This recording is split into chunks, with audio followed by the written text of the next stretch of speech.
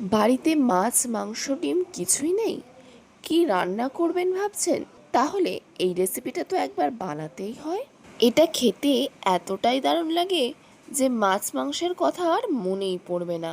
এই রেসিপিটা বানানো কিন্তু খুবই সহজ। ঘরে থাকা সামান্য উপকরণ দিয়েই কিন্তু এটা বানানো হয়ে যায়, কিন্তু এর স্বাদ হয় অসাধারণ। ভাবছেন তো এটা কেমনভাবে বানাতে হয়? তার জন্য তো পুরো ভিডিওটা দেখতেই হবে। ভিডিওটা স্কিপ না করে সম্পূর্ণ ভিডিওতে আমার পাশে থাকার অনুরোধ রইল।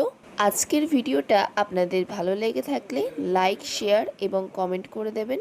আর আমার চ্যানেলে নতুন হয়ে থাকলে চ্যানেলটিকে সাবস্ক্রাইব করে রাখার অনুরোধ রইল। নমস্কার বন্ধুরা, আবার নতুন ভিডিও নিয়ে আপনাদের সামনে হাজির হয়েছি।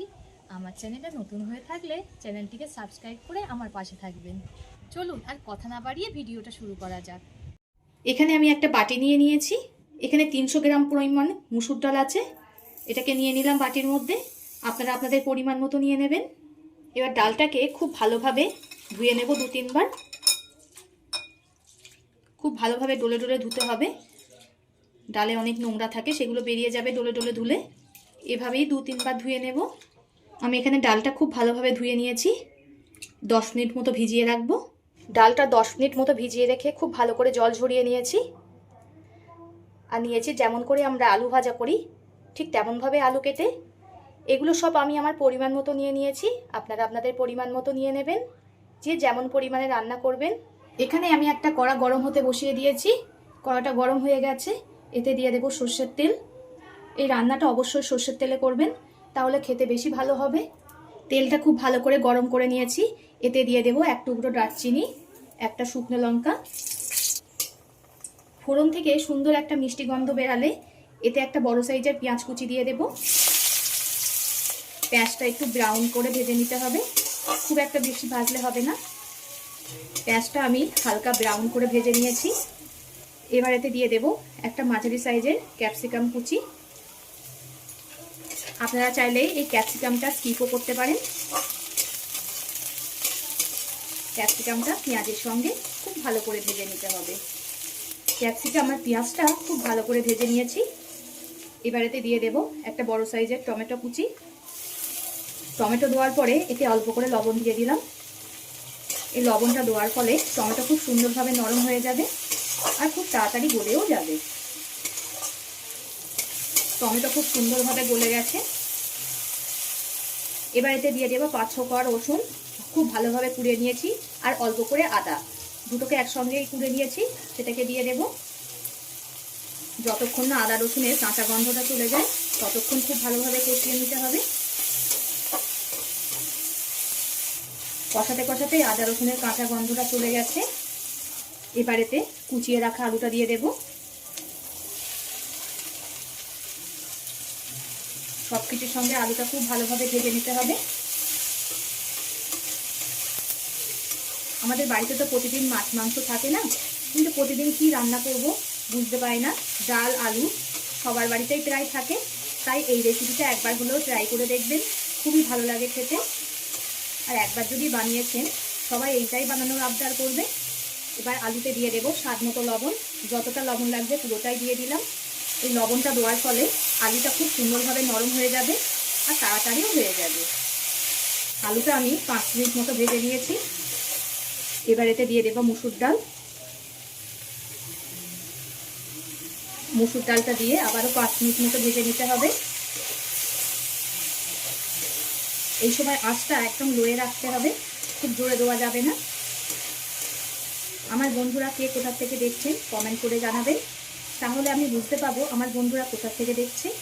আর আপনারা এত সুন্দর সুন্দর কমেন্ট করেন, কমেন্টগুলো পড়তে আমার খুবই ভালো লাগে। এভাবে পাশে থেকে সাপোর্ট করার জন্য অসংখ্য ধন্যবাদ। ডালটা দেওয়ার পরে আমি 5 মিনিট মতো ভেজে নিয়েছি।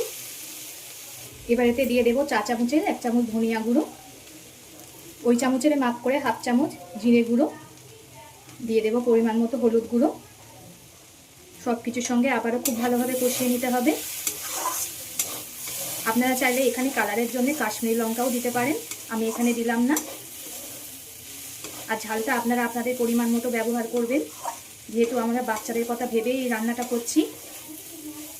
তারাও খুব ভালোবাসে এই রেসিপিটা খেতে, তাই আমি লঙ্কাটা অল্প করেই দিলাম। এটা ভাত, রুটি, পরোটা যে কোনো কিছু দিয়েই একেবারে জমে যাবে। খুবই ভালো লাগে, কিন্তু একবার হলেও ট্রাই করবেন আর কমেন্ট করে জানাবেন কেমন হয়েছে।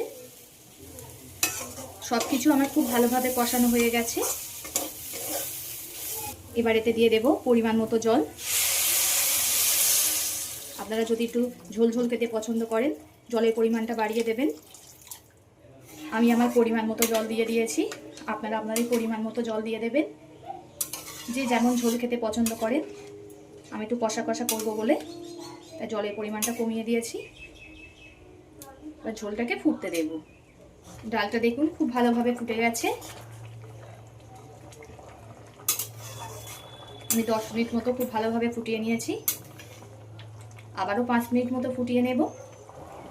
এতে দিয়ে দেব অল্প করে চিনি। মিষ্টিটা আপনারা আপনাদের স্বাদ মতো ব্যবহার করবেন, যে যেমন পছন্দ করেন। এখানে আমি অল্প করে দিলাম। আরও কিছুক্ষণ ফোটানোর পর এতে দিয়ে দেব একটা কাঁচা লঙ্কা চিকিয়ে, আর অল্প করে দিয়ে দেব কাসৌরি মেথি। আপনারা চাইলে কাসৌরি মেথিটা স্কিপও করতে পারেন, কিন্তু দিলে বেশি খেতে ভালো হয়।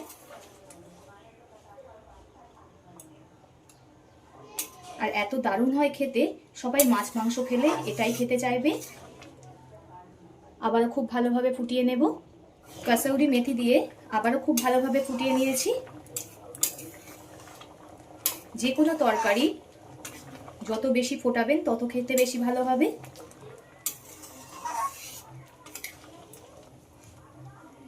ডাল আলু খুব ভালোভাবে গলে গেছে।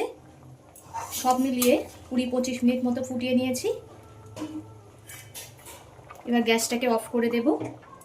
দিয়ে দেব গরম মশলা। গ্যাসটাকে অফ করার পরেই গরম মশলা দিতে হবে। এটা কিন্তু খেতে বন্ধুরা দারুণ হয়। এবার আমি নামিয়ে নেব। এতক্ষণ ধরে ভিডিওটা ধৈর্য ধরে দেখার জন্য অসংখ্য ধন্যবাদ। সবাই সুস্থ থাকবেন, ভালো থাকবেন। পরবর্তী একটা নতুন ভিডিও নিয়ে আপনাদের সামনে আবার হাজির হচ্ছি।